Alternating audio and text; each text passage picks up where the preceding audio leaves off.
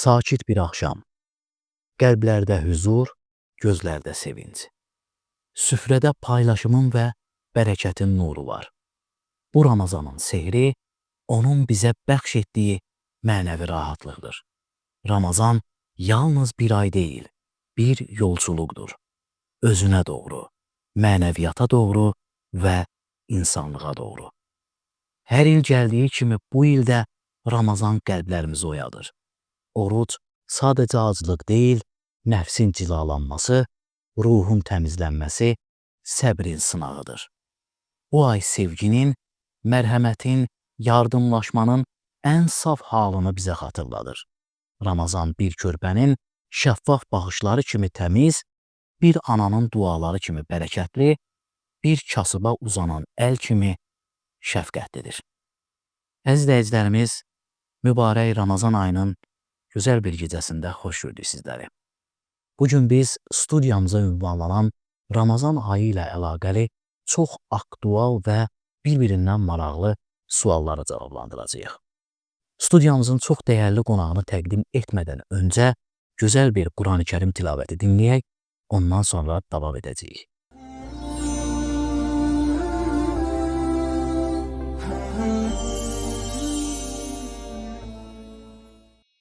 أعوذ بالله من الشيطان الرجيم بسم الله الرحمن الرحيم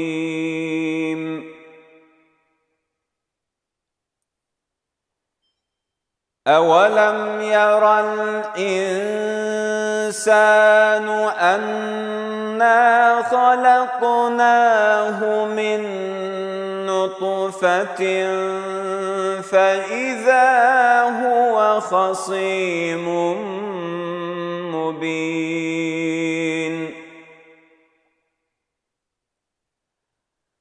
وضرب لنا مثلا ونسي خلقه قال من يحيي العظام وهي رميم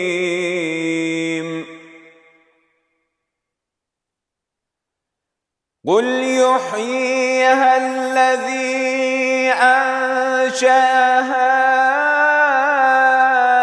أول مرة وهو بكل خلق عليم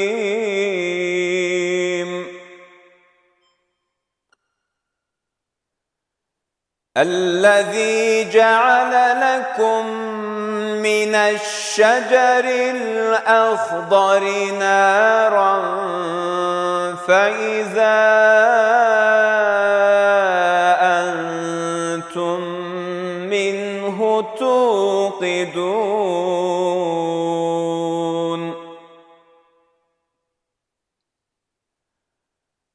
أوليس الذي خلق السماوات والأرض بقادر على أن يخلق مثلهم بلى وهو الخلاق العليم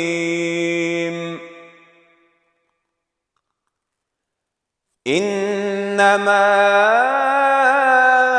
أمره إذا أراد شيئا أن يقول له كن فيكون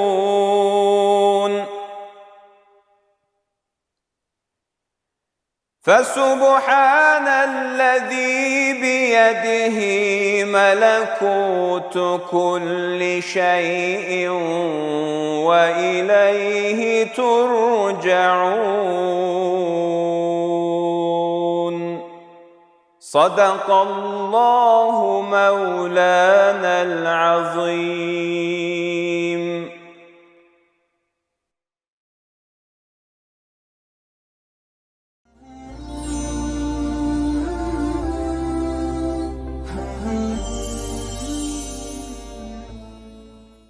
Bəli, əziz izləyicilərimiz, bugün biz qeyd etdiyimiz kimi Ramazan ayı və Ramazan orucu haqqında ən aktual və bir-birindən maraqlı suallara cavab axtaracağıq.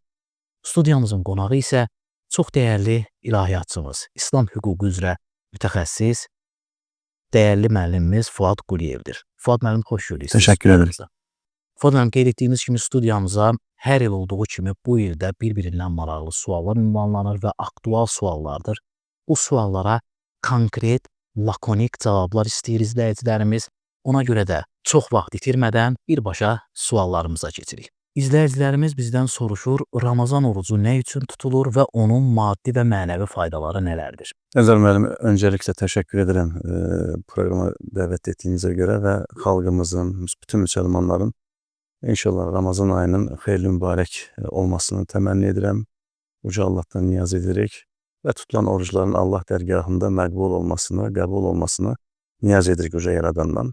Dediyiniz kimi bu mövsümdə nəticədə biz bir ibadəti həyata keçirəcək, icra edəcək və bununla bağlı da müsəlman qardaşlarımızın, ibadət əhlinin suallarının olması da çox normaldır.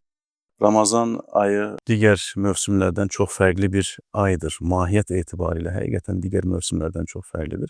Və burada oruc ibadətini biz 30 gün müddətində bir ay boyunca oruc ibadətini həyata keçiririk.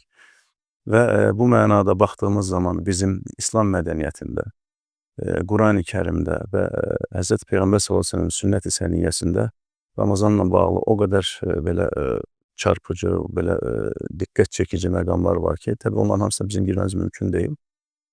Amma xüsusilə bunu qeyd eləyək ki, Allah qatında ən dəyərli bir mövsüm olaraq biz bunu görürük. Nəyə görə? Bu mövsümdə, Ramazan ayında Qurani Kərim nazil olmuşdur. Məlumunuz, Qədr gecəsi bu aydadır. Və bu başlı başına bu ayın nə qədər ehtiram gərəkdirən, hörmət göstərilməsi gerəkən bir ay olduğunu bizim üçün qeyd edir. Və siz başda da vurguladığınız kimi və xüsusilə də bu mövsümdə insanların mənəvi cəhətdən fərqli bir məcraya girdiyini biz görürük. Allahla olan, belə deyək, münasibətlərini, ibadətlərinə daha çox etina göstərdiklərini görürük. Və həm maddi və həm mənəvi sağlıq baxımından fərqli bir mərhələ qət etdiyini görürük. Və orucun xüsusilə bizim ictimai həyatımızda, həm fərdi öz həyatımızda, həm də ictimai həyatımızda bizə nə cür faydaların olduğunu da qeyd etməmiz mümkündür. Oruc bir qalxandır. Hədis-i şərifdə buyurulduğu kimi, "Əs-savmu cünnətun", yəni belə sanki bəsit ifadə kimi səslənsə də mahiyyət etibarilə baxdığımız zaman bizi bir çox pisliklərdən, bir çox pis vərdişlərdən əngəlləyib Allaha götürən bütün vasitələrin, məşru vasitələrin məhz oruc vasitəsilə həyata keçirdiyini görürük. Oruc bizim ehtiyac sahibi insanların, fəqirlərin, füqaranın, kasıbın, bəlkə də öz dünyasında nə cür təlatümlərlə boğuşduğunu, yaşadığını hiss etmədiyimiz insanların halını anlamağa imkan yaradır, şərait yaradır. Yəni, burada sadəcə aclıq işinin sadəcə görünən belə fiziki və ya maddi bir tərəfi olsa da, amma ən azından o fəqirlik içərisində, maddi çətinliklər içərisində qıvranan insanların halını anlaya bilərik. İnsan bəzən bir öğün yemək yemədiyi zaman bir anda psixologiyasında fərqli şeylər yaşadığını görürük. Yəni, bir baş ağrısından tutun, bir başqa bir mədə ağrısına qədər fərqli hallara girə bilir. Amma bir də düşünün ki, bir həyatı boyunca, belə deyək, maddi sıxıntılar içərisində yaşayan insanlar var. Ən azından onların halını anlamağa bizə imkan verir və əsas da işin mənəvi tərəfi Eldar müəllim. Və biz bu ayda həm oruçla bağlı, həm oruç, həm də digər ibadətləri kompleks şəkildə Allahın izni həyata keçirdiyimiz zaman mənən fərqli bir, belə deyək, mərhələyə keçəcəyimizi deyə bilərim. Bu yönüylə oruç son dərəcə vacib bir aydır, mövsümdür, Allah qatında dəyərli bir mövsümdür. Və Allah Teala bir hədis-i şərifdə, Peyğəmbərin s.ə.v hədis-i şərifində bütün ibadətlər insanın özü üçündür, ancaq oruc ibadəti isə mənimdir, mənim üçündür və onun savabını da, onun qarşılığını da, mükafatını da məhz mən verəcəm deməsi bu ibadətin nə qədər vacib bir ibadət olduğunu bizim həyatımızda göstərməsi baxımından önəmlidir. Fuad müəllim, cəmiyyətimizdə insanlar arasında belə bir düşüncə var. Başqa ibadətləri yerinə yetirməyən bir insanın oruç tuta bilməməsi. Bəlkə də yanlış bir informasiyadır, atalardan, babalardan qalıb. Sualımız belədir. Başqa ibadətləri yerinə yetirməyən bir insan oruç tuta bilərmi? İbadətləri yerinə yetirmənin təməl 2 şərti vardır. Şəriət baxımından, dini baxımdan Eldar müəllim. Ağıl və yaş, həddi buluğ. Bunlarla çox təfərrüatla girməyəcəm. Yəni, əqli keyfiyyətləri yerindədirsə və həddi buluğ olaraq da, deyək, ortalama olaraq 15 yaşın üzərindədirsə, insanda müəyyən bəzi o proseslər baş veribsə, artıq özünü həddi buluğ yaşında hiss edirsə, bu 2 xüsusiyyətə malik insan mütləq şəkildə ibadətlərini yerinə yetirməlidir və mükəlləf hesabı olunur. Biz buna mükəlləf olaraq qeyd edirik, deyirik. Allah qatında məsuldur. Artıq heç bir bəhanəsi yoxdur.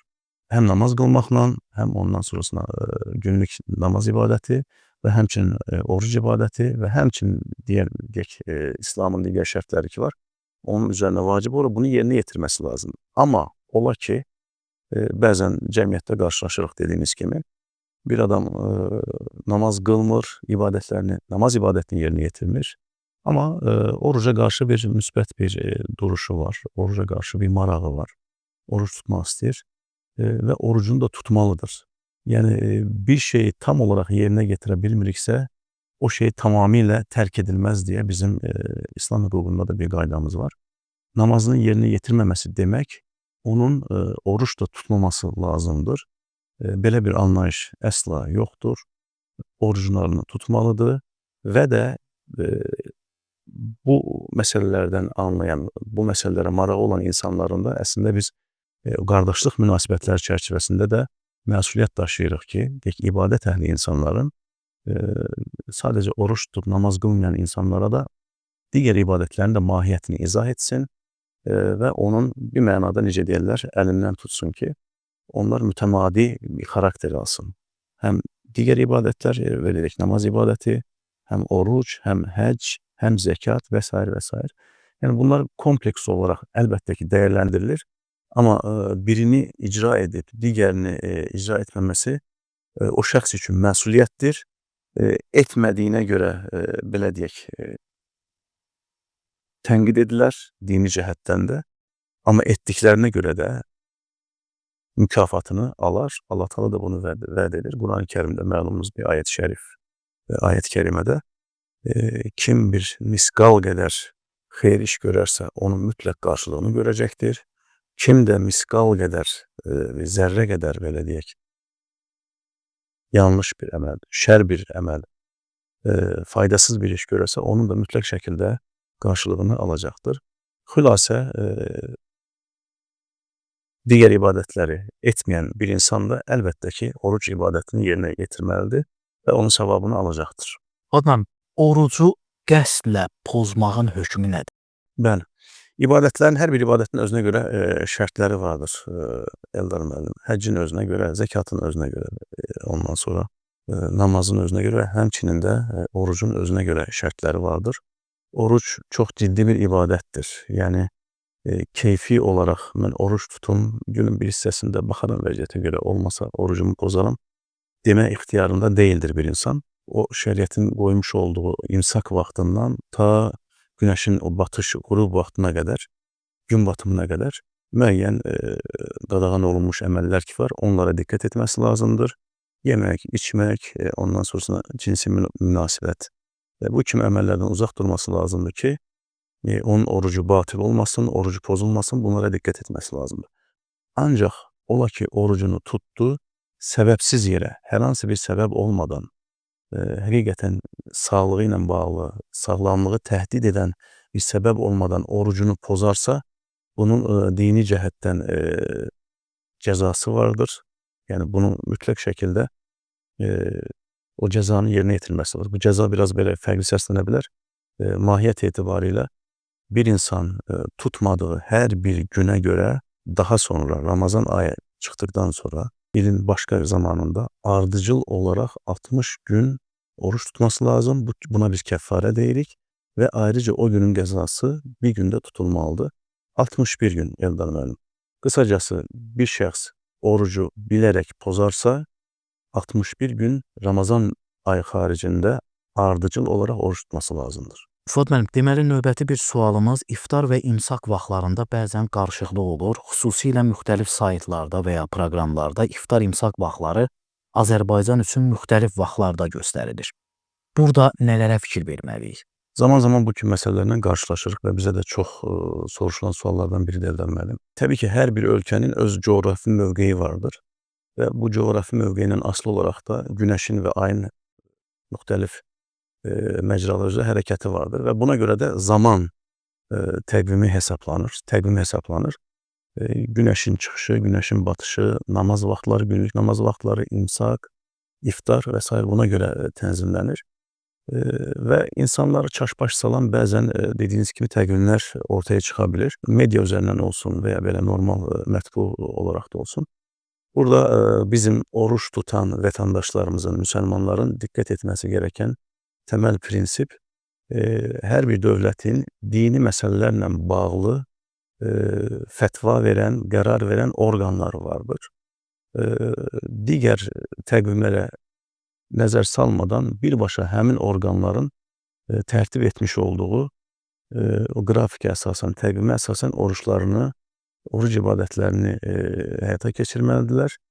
Və burada mən xüsusilə bir şey deyim ki, həmin insanlar bu mənada rahat olsunlar.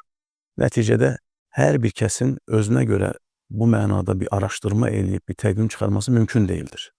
Bu elmi əsaslarla, o bəhs etdiyim qurumlar elmi əsaslarla bunu araşdırmalarını edirlər və bugünkü gündə elmi, texnolojik vasitələr bizə bunu deməyə imkan verir ki, dəqiqliklə, saniyə ilə, salisə ilə günəşin və yaxud ayın hərəkətini bir təqvimə bağlı olaraq biz tərtib edə bilirik. Və Azərbaycanda da təbii ki, Qafqaz Müsəlmanları İdarəsinin müəyyən dövlət qurumları ilə ortaq çalışması əsasında Azərbaycan ərazisində etibarlı olan Ramazan təqvimi hazırlanır və vətəndaşlarımız rahatlıqla bu təqvim əsasında oruc ibadətlərini həyata keçirə bilərlər. Kiminsə qəlbində bir şübhə daşıyarsa, onu deyək ki, onun əsla və əsla oruc ibadətinə xələl gəlməz.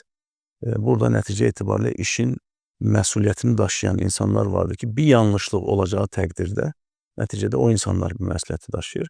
Ona görə əsla hər hansı bir şübhəyə düşmədən Allahın izni ilə rahatlıqla ibadətdə orucumuzu bu şəkildə bu təqvimlərə əsasən tuta bilərik. Onun xaricində müxtəlif təqvimlər ola bilər. Onlara etibar edilməməsi lazımdır. Növbəti bir sualımızda izləyicimiz soruşur. Təyyarə ilə səfər edərkən imsakı Azərbaycanda edən şəxs iftarı misal üçün Belçikada açacaqsa, hansı ölkənin saatını nəzərə almalıdır? Belçika saatı Azərbaycan saatından əvvələ düşərsə, oruca necə təsir edir? Bəli, bu da qarşılaşdığımız suallardan adətən biridir. Yəni, istər ölkə daxilində olsun, istər ölkə xaricində olsun, uzun, belə deyək, mənzilli səyahətlərdə normalda bilirsiniz, yolçuluq bir üzür səbəbidir. Yəni, yolçu və xəstələrin rüxsəti vardır ki, onlar Ramazan ayında oruç tutmaya bilərlər. Amma gücləri, qüvvətləri yetəcəyi zamanda oruçlarını tuta bilərlər. Tutacağı təqdirdə bu cür səyahətlərdə oruca başladığı yerin imsak vaxtını əsas götürəcək və gedəcəyi yerdə də gedəcəyi ölkənin və ya şəhərin iftar vaxtı əsas götürüləcək. Burada mütləq şəkildə saat fərqi olacaqdır. 1 saat, 2 saat fərqin olması normaldır. Bu da bəlkə də Allahın lütfudur. Bu ölkə daxili üçün də keçərlidir, ölkə xarici üçün də keçərlidir. Bəzən qitələr arası səyahətlər olur ki, burada 10-15 saat yolçuluqlar olur. Alimlərimizin qeyd etdiyinə görə bunu səmada ikən, yəni o andakı günəş o coğrafiyada, o bölgədə, o koordinatdakı günəşin batışını təqdir edərək, saat müəyyənləşdirərək, təqdir edərək orucun açılması da mümkündür. Belə əgər daxilən bir narahatçılıq keçirərsə, həmin insan daha sonra orucunu da tuta bilər. Yəni o anda bəlkə ola bilsin ki, tam belə necə deyirlər, mutmain olmaz. Bu cür şübhələrə düşən adam başka bir zamanda orucunu da tekrar tutabilir. Ama usulen gideceği yerin iftar vaxtını əsas alarak orucunu açmalıdır. Ramazanda İslamın şərti olaraq yox, sadəcə müəyyən səbəblərə görə. Bu səbəblərdən biri də qadınların arıqlamaq istəyi və ya hər hansısa bir şəxsin siqaret və ya spirtli içkilərdən uzaqlaşmaq niyyəti tutulan orucun mənəviyyatına və yaxud da bu orucun hökmünə necə olur? Oruç bir ibadət. İbadət isə yalnız və yalnız Allahın rızasına nail olmaq üçün, Allahın razılığını qazanmaq üçün, əldə etmək üçün həyata keçirilir. Bunun xaricində sırf qeyd etdiyiniz xüsuslarda arıqlamaq və ya ondan sonra başqa digər maddi bir mənfəət naminə ibadəti həyata keçirmək əsla məqbul deyildir. Xoş əlbəttə ki, qarşılanmaz. İbadətlər sırf Allah rızası üçün həyata keçirilir və bizim mədəniyyətimizdə hər bir işin başında niyyət vardır, Eldar müəllim. Peyğəmbər sallallahu əleyhi və səlləm hədis şərifində də bütün əməllər niyyətlərə görədir. Bəzən bir işə niyyətlənərsiniz, onu həyata keçirərsiniz və ya keçirməlisiniz. Keçirəcəyiniz zaman əlbəttə ki, savabı əldə edəcəksiniz. Amma niyyətlənmiş olsaz belə edə bilmədiyiniz bir iş və ya məsələdən dolayı da savabı əldə edə bilərsiniz. Bizim belə bir mədəniyyətimizin bu məsələdə xüsusi bir yanaşması var. Bu baxımdan niyyətlər son dərəcə önəmlidir.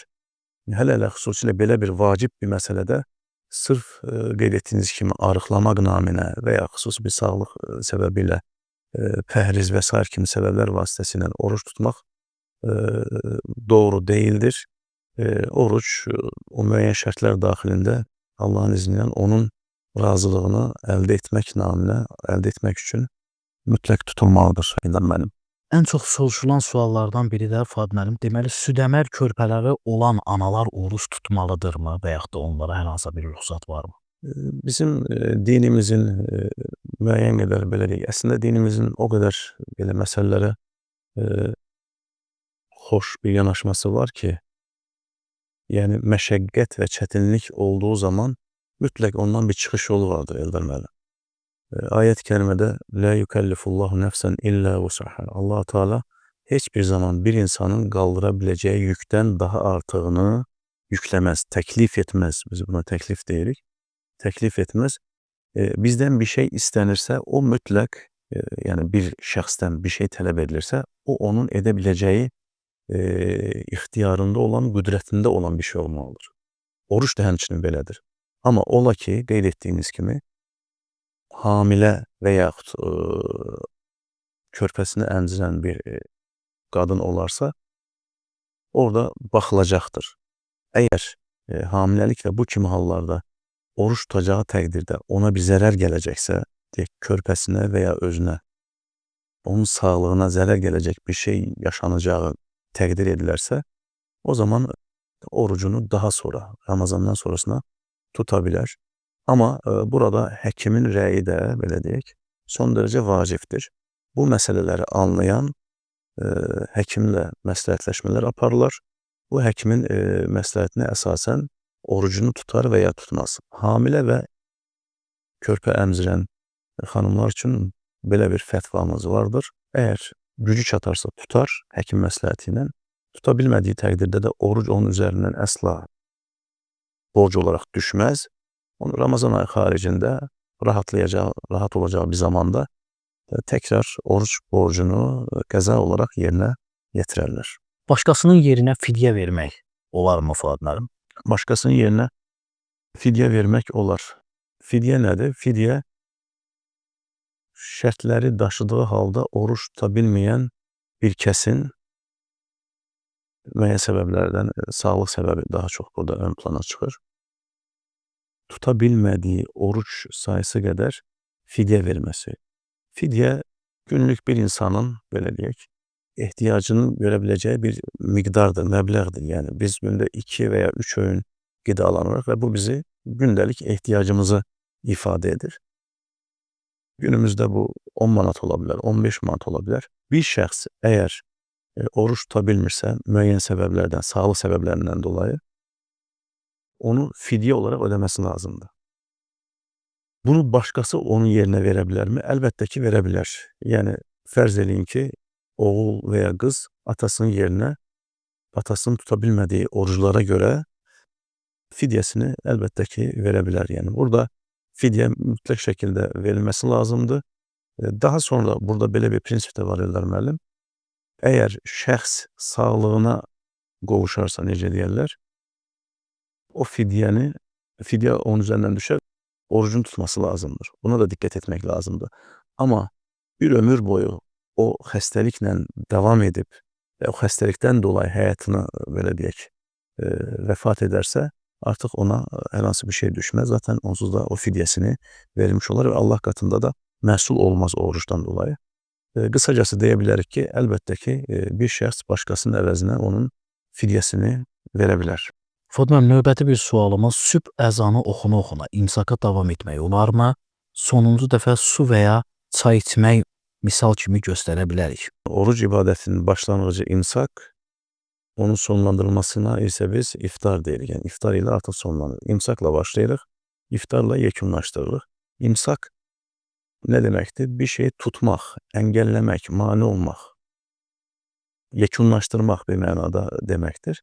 İftar ise artık tutulan orucun vaxtı gelip çattığı zaman, akşam ezanıyla biz bunu ifade edirik, artık orucun sonlandırılması demek. Bu kimi hallarda imsak vaxtı eğer tam zamanın girdiğine qane oluruksa dərhal yemek içmekten kesilmesi lazımdır. Yani ezanı eşidə bilərik, eşitməyə bilərik, ama neticede zamanı biz bilirik ki bu saatte, bu dəqiqədə imsak vaxtı artık girir. O anda bir yekunlaştırmamız lazım, bitirmemiz lazımdır. Ağzımıza bir lokma bir şey koymuşuksa onu yememizde bir sakınca yok. Ama yemeye devam etmemiz, bildiğimiz halde yemeye devam etmemiz oruca xələl getirir. Oruca xələl getirir. Əsla ve əsla buna cevaz yoktur ve bunda xüsusilə dikkat etmemiz lazımdır. Bəzən deyirlər ki, bir el arasında gəzir ki, ezanı sonuna kadar ezan dinleye yemeye içmeye devam edebilirsiniz. Böyle bir şey yoktu. O qoyulan vaxt ve dəqiqə ərzində hər yerdə ola bilsin ki, ezan eşidilmez. Vaxt tamamında artık yemek içmekten tamamıyla kesilmemiz lazımdır.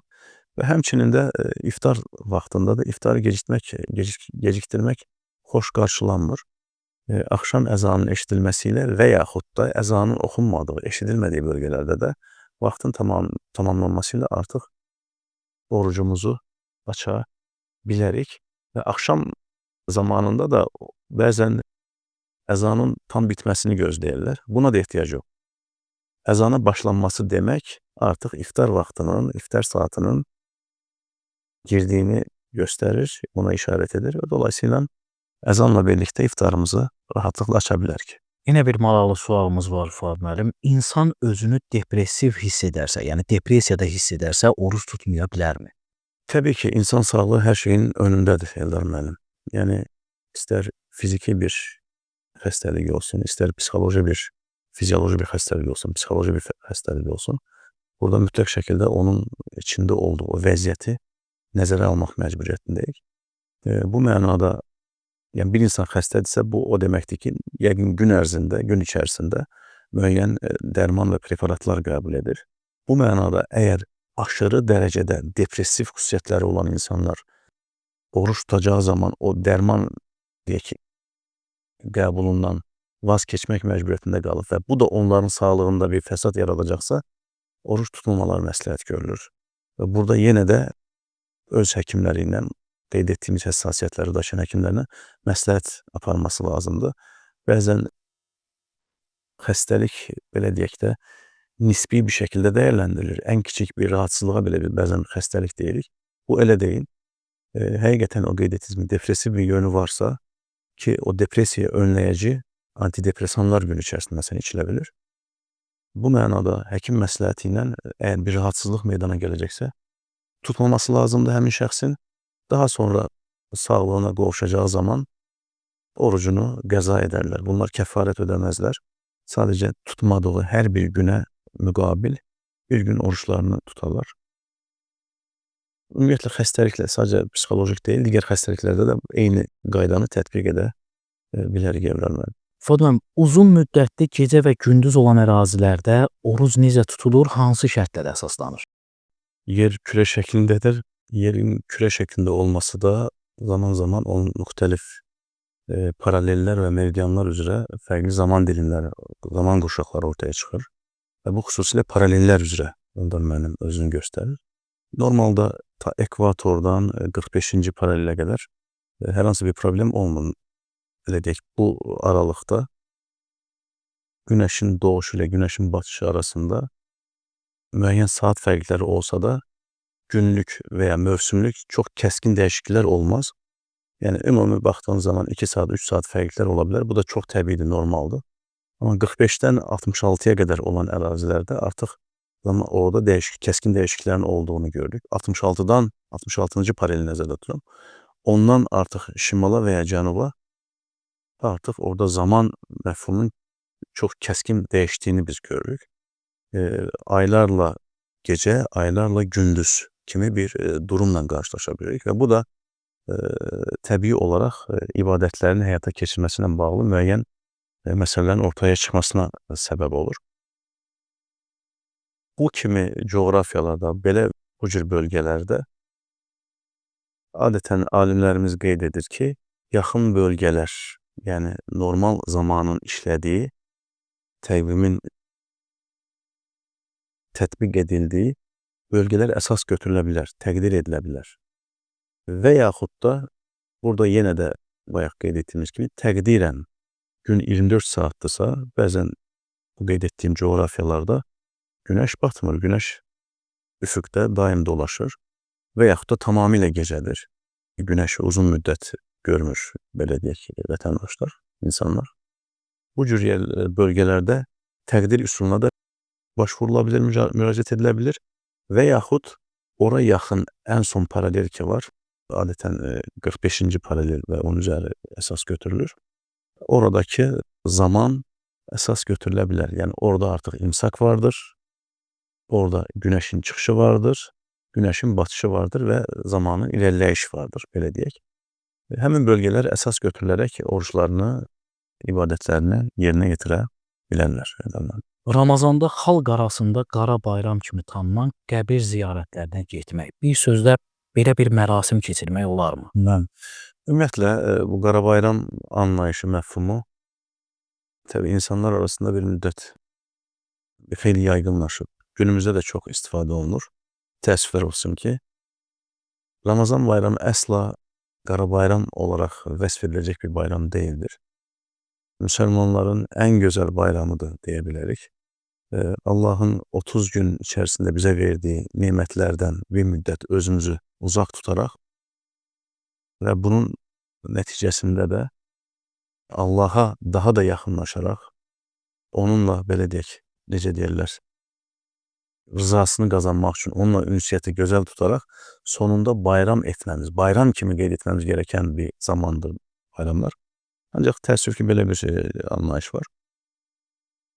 Əsla bu mənada Qara Bayram olarak adlandırılmaması lazımdır. Bir de qəbir ziyarətləri ilə bağlı da onu deyək ki, sanki belə vacib bir əməlmiş kimi insanlar arasında belə bir anlayış var. Bu da doğru bir şey değil Eldar müəllim. Qəbir ziyarəti əlbəttə ki, normal zamanlarda həyata keçirilebilir. Ama onu getirip sırf Ramazan bayramına həml etmek, oraya yerleştirmek doğru bir şey değildir. Əlbəttə ki, qəbir ziyarətində ayrıca değeri vardır. Çünkü Peygamberimiz de qəbir ziyarətlərini hem özü de gidermiş, hem de Müslümanları da aynı zamanda teşvik edermiş. Çünkü hadis-i şerifte qeyd etdiği kimi ilk önce Peygamberimiz yasaklamasına bakmayaraq o aşırılıklardan dolayı daha sonra qəbir ziyarəti etmeye icazə vermiştir. Aşırıya getmədikdən sonra. Çünkü ahireti size hatırladır, size ölümü hatırladır ve beləcə ölümü zikretmiş olarsınız, tefekkür etmiş olarsınız. Ama belə bir şeyi tamamıyla getirip Ramazan bayramı kimi çok değerli bir zamana sırf oraya belə deyək, həsr etmek doğru bir yanaşma değildir elbette ki. İnsanlarımızın da bu meselede biraz daha dikkatli olması lazımdır. Bayramı bayram kimi qeyd edib, daha sonraki günlerde elbette ki giderler yaxınlarının məzarlarını, qəbirlərini ziyarət edərlər, dua edərlər, Quranlarını oxuyarlar. Bu şəkildə edilməsi daha məqsədə uyğundur. İlham müəllim. Fodam, zəkat və fitir sədəqəsini qida paketləri və buna bənzər məhsullarla əda edilməsi caizdirmi? Bəli, zəkat və sədəqə də eyni zamanda oruç kimi bir ibadətdir. Sədəqə məfhumu biraz daha geniş bir məfhumdur və şərtləri çox qatı deyildir, necə deyərlər, zəkatdan fərqli olaraq. Hər hansı bir minimum və ya maksimum həddi olmadan bir insan qəlbindən nə qoparsa, öz imkanına görə istədiyi qədər yardım edə bilər. Amma zəkat elə deyil. Zəkat məxsusi şərtləri olan, kriteriyalar olan çox ciddi, həssas bir məsələdir. Bu mənada ərzaq paketləri şəklində, qida paketləri şəklində verilməsi mümkündür. Zəkatda ən vacib diqqət edilməsi gerəkən xüsus, təbii şərtlər çoxdur, amma bu məsələ ilə bağlı olduğunu bir xüsusla vurğulamaq istəyirəm. Sizin yardım kimi verəcəyiniz əşyanın, pulun, ondan sonra qida yardımı və s. birbaşa kasıbın, ehtiyac sahibi insanın əlinə çatması lazımdır. Paket şəklində verilməsində qısaca bunu deyə bilərik ki, əsla bir problem yoxdur. Bu şəkildə verilməsi mümkündür, məqbuldur. Ramazan ayının əvvəlində toplu olaraq bütün ayı oruclu keçirməyə niyyət etmək kafidirmi? Kafi deyildir. Qısaca bunu deyək. Çünki Ramazan orucunun hər bir günü ayrı bir ibadətdir. Yəni biz necə ki normal günlük vaxt namazlarında hər bir namaza, vaxt namazına niyyət edib ona görə namazımızı əda ediriksə, Ramazanın da hər bir günü ayrı bir ibadət kimi qəbul edildiyinə görə həmin günün orucuna onun zamanında niyyət etməmiz lazımdır. Zamanı nədir deyə soruşsaq, bugün biz orucumuzu tutduq, artıq axşam iftarımızı etdik, artıq sabahki günün orucuna hazırlaşasıyıq. İftardan sonraki hər hansı bir zaman ta imsak vaxtına qədər niyyət edə bilərik. Hətta Hənefi məzhəbində bu ertəsi günün günortasına qədər də niyyətiniz keçərlidir deyir. Dolayısıyla hər bir oruca ayrıca niyyət etmək lazımdır. Yəni bunu dinlə deməmiz də məcburi deyildir, şərt deyildir. Yəni sabah imsakdan əvvəl qalxıb bir şey yeməyimiz üçün qalxmağımız belə niyyət ifadə edir. Yəni bu başlı başına bir niyyətdir. Bu mənada toplu Ramazanın başında bütün oruca niyyət etmək doğru deyildir. Hər bir oruca ayrı-ayrılıqda niyyət edilməsi vacibdir. Fodam, Ramazanda ölən yaxını üçün ehsan süfrəsi açmaq olar. Ümumiyyətlə, Eldan, Ramazan daxilində və ya Ramazan xaricində ehsanla bağlı çox təəssüflər olsun ki, bizim cəmiyyətimizdə çox yanlış bir anlayış var. Həqiqətən bir aşırılığın olduğunu görürük biz. Bu əsla doğru bir məqbul sayılacaq bir əməl deyildir. İnsanlar sanki gələn, təziyə üçün gələn, baş sağlığına gələn hər insanın nə qədər çox ikram etsə, ehsan etsə, yedirsə, doyursa, sanki daha çox savab əldə edəcəyini belə gözləyirlər. Belə bir təəssüf ki, bir yanaşmamız var. Bu doğru bir şey deyil. Nə Ramazan daxilində, nə Ramazan xaricində, hələ xüsusilə Ramazan mövsümündə, hüzur yerlərində, yas yerlərində bu şəkildə ehsan vermək doğru bir məqbul bir əməl deyildir. Əgər ehsan veriləcəksə, bunu iftar şəklində təziyə gələnləri axşam iftara dəvət edərək ehsanı iftarla bərabər verə bilərlər. Bu məsələdə xüsusilə müsəlmanların çox diqqətli olması lazımdır. Bəzən cəmiyyətdə fərqli fikirlər səslənsə də, oruç tutmayan insanlar sanki onların haqlarına belə, haqlar çeynənmiş kimi belə yanaşma sərgiləyirlər. Bu doğru bir şey deyildir. Ramazanın ehtiramına, hörmətinə xələl gətirən bir şeydir. Bunu həssaslıqla düşünməmiz, təfəkkür etməmiz lazımdır.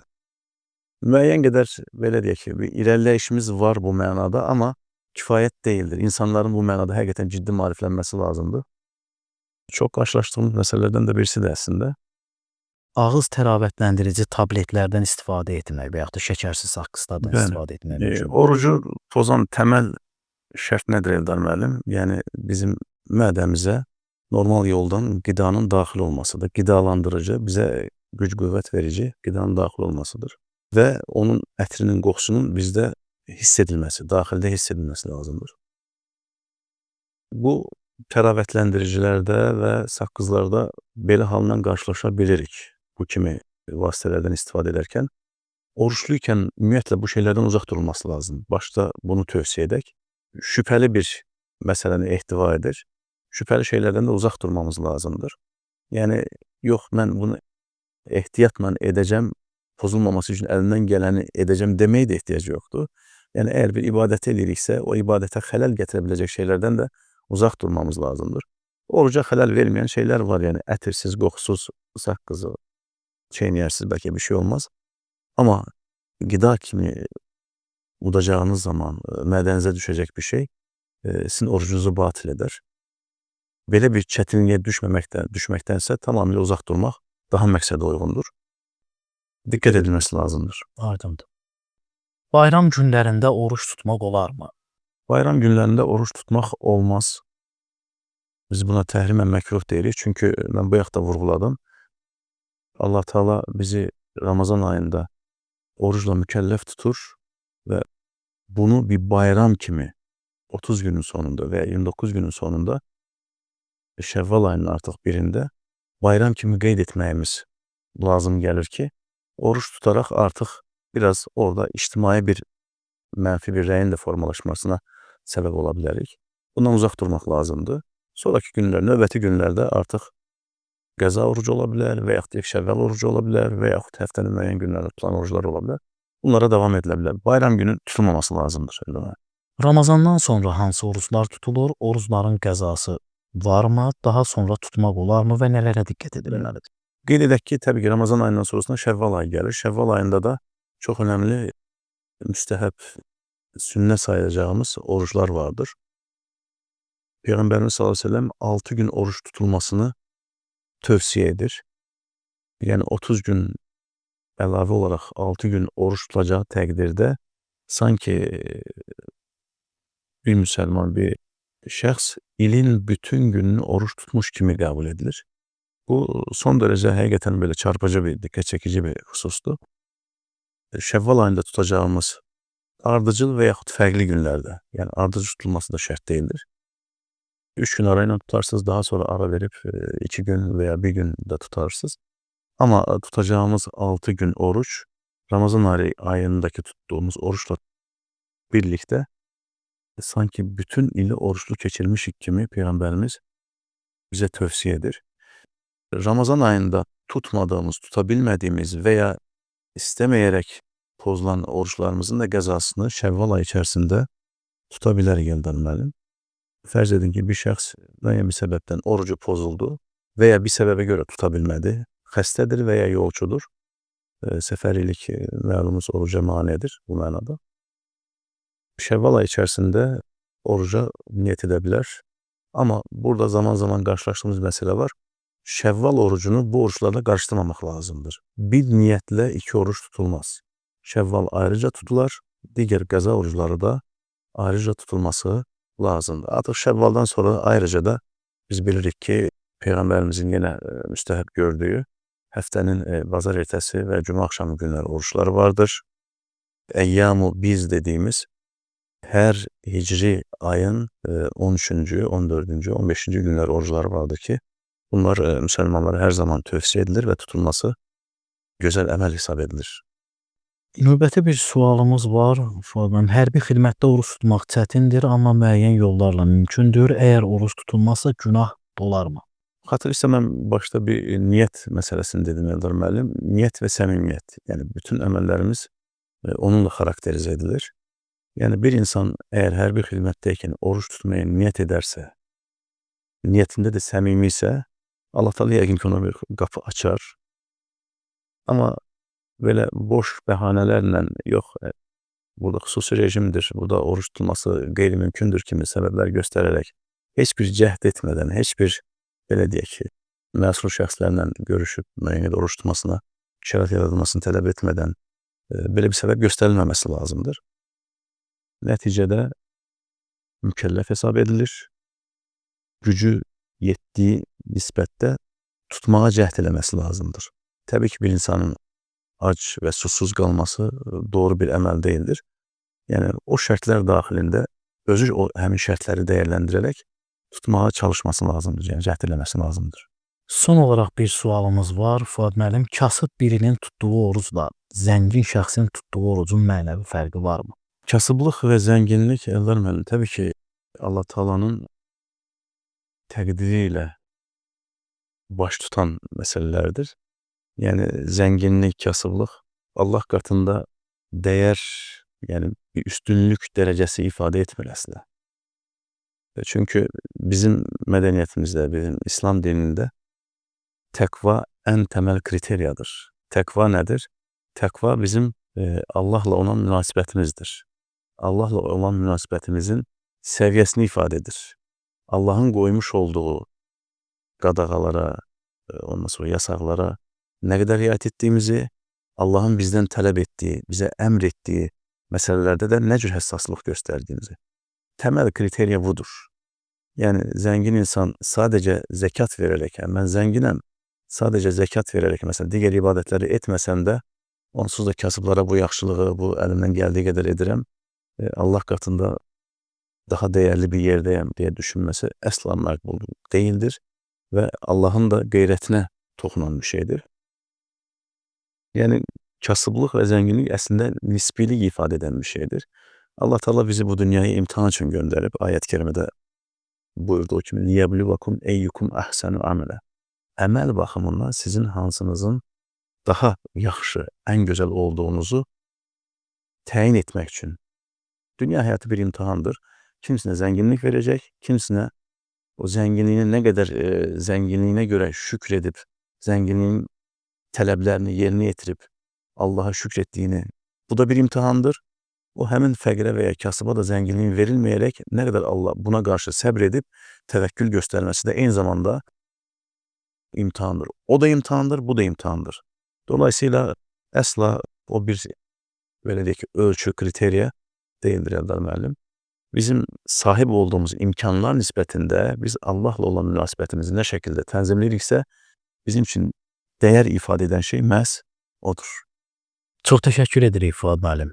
Çox dəyərli vaxtınızı ayırdınız, gəldiniz. Çox dəyərli suallarımıza verdiyiniz o dəyərli cavablarla həm bizi, həm də izləyicilərimizi aydınlatmış oldunuz. Çox təşəkkür edirik. Sağ olun, var olun. İnşallah növbəti verilişlərimizdə sizinlə daha maraqlı mövzuları da birlikdə müzakirə edəcəyik inşallah. Mən də öz növbəmdə başda sizlər olmaqla Eldar müəllim, sizə və komandanıza təşəkkür edirəm. Ramazan ayı boyunca ümid edirəm ki, Dəyər TV olaraq xalqımızın maraqlandıran müəyyən dini məsələlər olsun, ondan sonrasında maarifləndirici bu cür fəaliyyətlərinizlə inşallah gözəl işləri həyata keçirmiş olacaqsınız. Mən sizə təşəkkür edirəm. Sağ olun. Çox sağ olun, var olun. Bəli, əziz izləyicilərimiz, bu axşam bir çox suallar cavabını tapdı.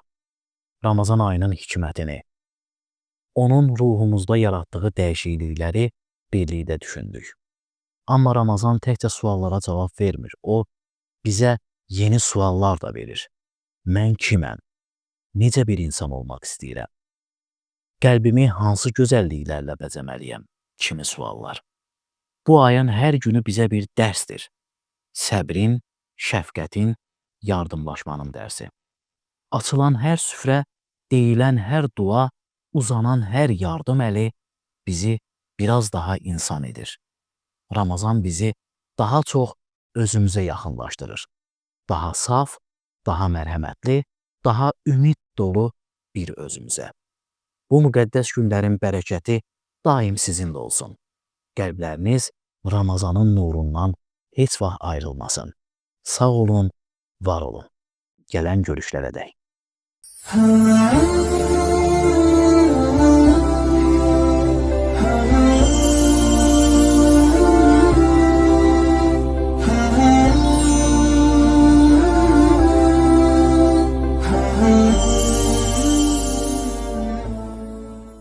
Allahu Ekber, Allahu Ekber. Allahu Ekber, Allahu Ekber. Eşhedü en la ilahe illallah.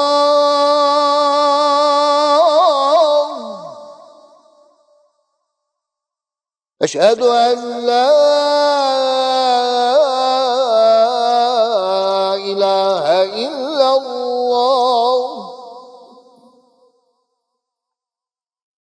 أشهد أن محمدا رسول الله.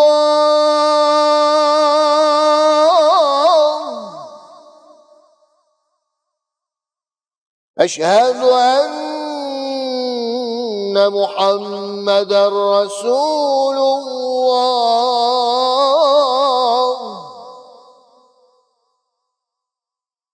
حي على الصلاة.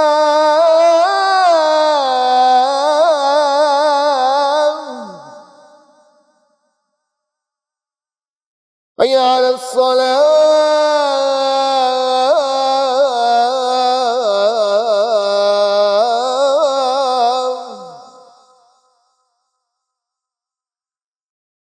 حي على الفلاح.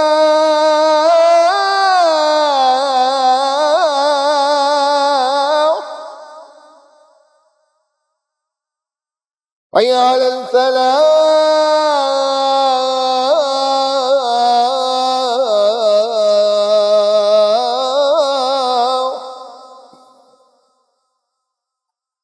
الله أكبر الله أكبر. لا إله إلا الله. اللهم رب هذه الدعوة التامة والصلاة القائمة آت محمدا الوسيلة والفضيلة والدرجة الرفيعة وابعثه مقاما محمودا الذي وعدته إنك لا تخلف الميعاد. اللهم لك صمت وبك آمنت وعلى rızkık eftartu. Allah'ım senin rızan için oruç tuttum. Sana iman ettim, tevekkül ettim. Vermiş olduğun ruzinle de orucumu açtım. Kabul et ya Rabbim.